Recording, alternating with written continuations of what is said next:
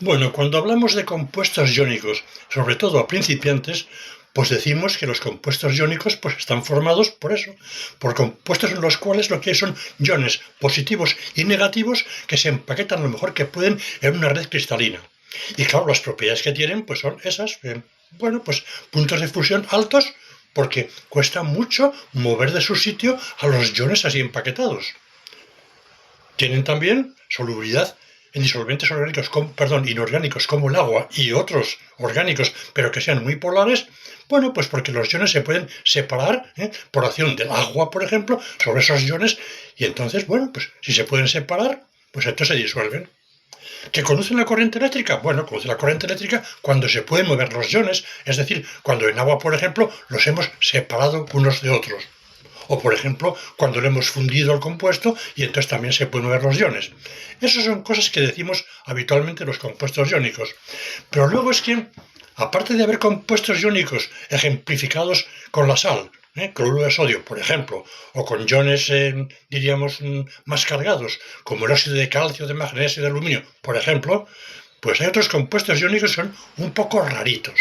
Un poco raritos en el sentido de que en lugar de tener, por ejemplo, iones redonditos, esféricos, como es el catión sodio o es el anión cloruro, pues resulta que de esféricos nada, que son más bien muy regulares, más bien feos, y entonces no se pueden empaquetar bien en una red cristalina. ¿Y qué pasa? Pues pasa simplemente que si no se pueden empaquetar bien, pues diríamos la energía con la que se unen es muy baja, resultan fáciles de separar y bueno,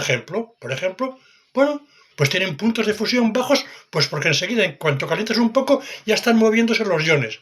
Bueno, incluso es posible que sean líquidos a temperatura ambiente. Sí, sí, líquidos a temperatura ambiente. Tenemos así entonces, pues, compuestos iónicos líquidos, los líquidos iónicos, que son bastante importantes por las posibilidades que ofrecen en todo tipo de síntesis. Esto que decía, no sé si se ve muy bien aquí, pero aquí yo he representado, por ejemplo, pues al cloruro de sodio, ¿verdad? Un catión sodio rodeado aquí en el plano de 4 aniones cloruro y añadiría uno por encima y otro por debajo, entonces cada sodio se rodea de 6 iones cloruro. Y cada cloruro que he representado aquí también en el plano, rodeado de 1, 2, 3, 4 cationes sodio, bueno, y otro por encima y otro por debajo, pues otros 6. Entonces, coordinación 6, 6, bien.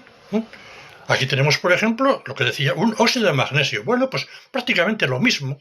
No es que siempre tengan que empaquetarse 6,6, porque a veces no se puede, pero es bastante típico. Así que el óxido de magnesio, lo mismo.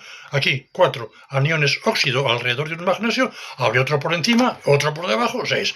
Y cada anión óxido rodeado de 4 magnesios aquí en el plano, otro por encima, otro por debajo, 6. ¿De acuerdo? Bueno.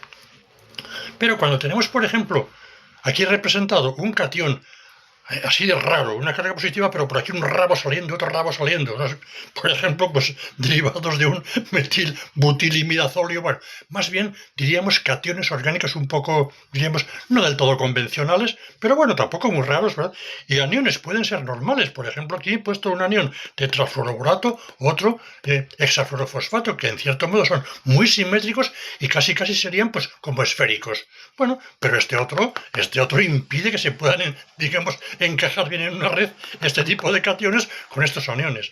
Pero también es posible que sean aniones igualmente raritos, deformes, raros y cationes igual. O sea que hay dificultades para empaquetarse y estamos entonces en el caso de líquidos iónicos. Suele decirse líquidos iónicos cuando el compuesto tiene un punto de fusión inferior a 100 grados centígrados.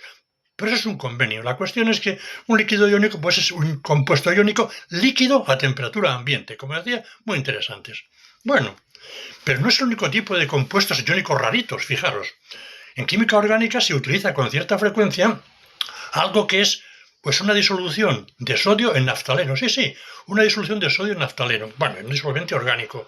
El naftaleno, ¿verdad? El naftaleno pues es eso, es un C10H8, es un anillo como el que he representado aquí, ¿verdad? Con dos enteros así bien pegaditos y tal. Bueno, pues esto se disuelve en muchos compuestos orgánicos, como por ejemplo éteres, por ejemplo. Bien, si añado sodio, resulta que es que el sodio reacciona con el naftaleno de una forma rarita, que es pasándole un electrón. El electrón que tiene se lo pasa al naftaleno y se formaría ¿qué? Pues algo así como un naftalenuro de sodio. Es como si el sodio, cuando le pasa un electrón a un átomo de cloro, forma el anión cloruro.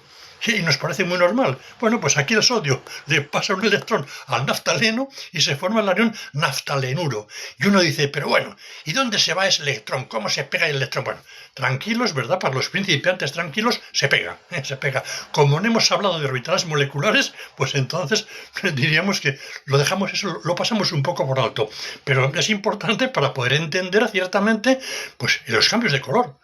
Porque los cambios de color en estos casos van asociados a transiciones electrónicas entre orbitales, diríamos, moleculares de estas especies. Bien, pero es bien rarito, por cierto.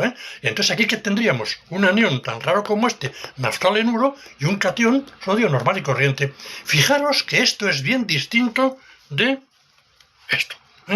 Si a un naftaleno que tenemos aquí le quitamos un hidrógeno, y en su lugar ponemos un sodio, bueno, pues tendríamos un compuesto que ahora ya no se llama naftaleno-sodio, sería un ¿qué? Naftil-sodio. Este grupo es naftil-sodio. Bueno, esto puede ser más o menos iónico y en ciertos disolventes esto se ionizaría y tendríamos también este anión naftalinuro y el catión sodio, algo así como esto, un C10H7. Antes era un C10H8 menos, ahora un C10H7 menos y un catión más. Bueno, luego, anión y catión, ¿qué hacen? Bueno, pues igual que aquí, se pegan el uno al otro y como pueden, se empaquetan como pueden, si nos empeñamos en tenerlos en estado sólido. Que si uno se empeña y se ha empeñado, pues se consigue, que sepáis. Bueno, esto venía a cuento sobre todo porque hace unos días pues estuve explicando una de las utilidades del sodio en el secado o purificación de disolventes típicamente éteres. Y entonces decía que como indicador se añadía pues una benzofenona. La benzofenona porque resulta que se comportaría de modo parecido a cómo se comporta el naftaleno en estos disolventes etéreos, que significa aceptando un electrón del sodio y formando un derivado que representaríamos, a ver, así, ¿verdad? La benzofenona, aceptando un electrón deslocalizado aquí en todo el contexto de la molécula, es un anión rarito, por cierto, y un catión sodio bien normal. Bueno, pues resulta que esto es incoloro. El producto que resulta, este anión, es coloreado. Bueno, en realidad hay dos tipos de aniones. Puede aceptar un electrón, pero diríamos que como es bastante grandecito, puede aceptar dos electrones y entonces los compuestos que resultan son de color distinto. El primero de ellos es verde, el segundo es magenta, en función de si tenemos, pues eso, esta especie o tenemos esta con dos cargas negativas el anión acompañado de dos sodios positivos. Bueno.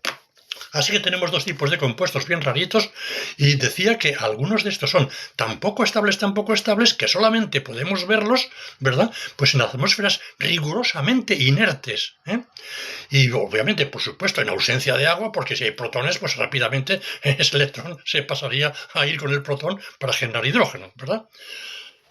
Bueno, ahora mismo vemos justamente lo que ya hace unos días os había puesto, porque en ciertas condiciones es posible llegar a ver el color de compuestos como estos, siempre y cuando, incluso sin tener atmósfera inerte, pero claro, con un cuidado exquisito. Vamos a verlo ahora mismo como efectivamente, ¿verdad? En el éter, al lado del trozo de sodio que hay en el fondo, y una vez que se supone que ya el éter no tiene ni alcoholes, ni agua, ni nada, ni oxígeno disuelto, pues entonces puede existir, y lo podéis ver ahí el color, al lado del sodio, la formación de este anión, ¿verdad?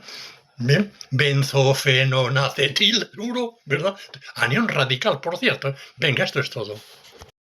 Bueno, ahí tenemos que lo he dejado sin agitar un ratito, para evitar, ¿verdad?, que la disolución en la superficie en contacto con el aire, pues diríamos, se decolore, y ahí se ve el color azul, creo que eso es ese azul verdoso, cosa por el estilo, de ese derivado benzofenonacetilsodio.